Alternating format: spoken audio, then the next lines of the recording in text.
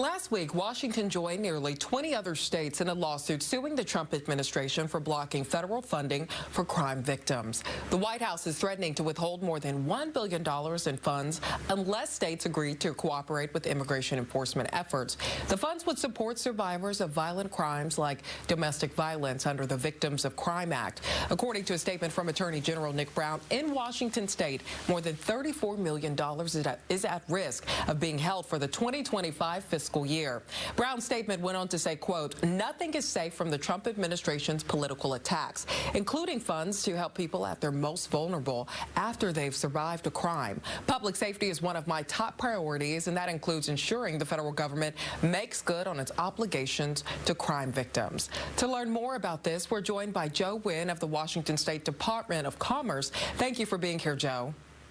Thank you so much for having me. To start, the Office of Crime Victims Advocacy is under the Commerce Department. Can you tell us a little bit about that agency? Yeah, so Commerce oftentimes has a number of programs that impact us across Washington state. There's over 485 programs that we have. This is one of those programs, and we have a specific focus and keen interest in ensuring that we increase safety for our communities, and the Victims of Crime Act certainly provides funds for us to do that. $34 million, it's a lot of money. What does this federal funding specifically go to in our state? You're talking about 140 organizations across the entire state. That's nonprofits, local government, tribes, law enforcement officials.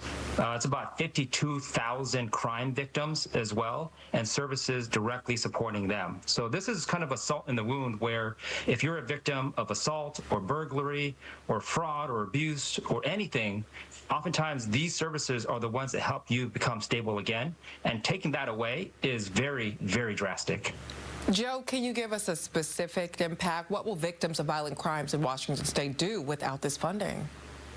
Well, because right now, usually what would happen is they'd be able to get either counseling services, financial resources, things like that, victim services.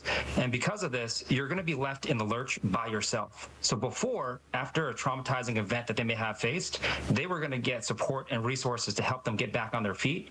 That is no longer going to be the case if this goes through as well. And again, like you had mentioned at the very beginning, the immigration enforcement requirements are completely separate from these resources. So the idea of tying them together is completely unnecessary as well. While this lawsuit is ongoing, what is your department doing to mitigate the lost money? Well, first off, we're working with our partners in the field.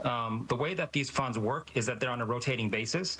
So we're going to be very mindful of the resources that we have right now to ensure that our communities have the support with the resources that we have. We're going to help try to plan in the future, but there's really no way for us to augment federal dollars with state resources. We just don't have enough. So the best we can do is communicate to our community members as much as we can and ensure that we advocate for these funds to stay, but also to support the AG should that progress as well. Well, do you think this federal funding will be restored? Oh, it's hard to say. I mean, in the last 8 months, my office has really been impacted by a lot of what's happening at the federal level. Candidly, it feels almost like a distraction at this point. So I cannot say with certainty when we think it might be restored. Joe Wynn, thank you for your time. Thank you.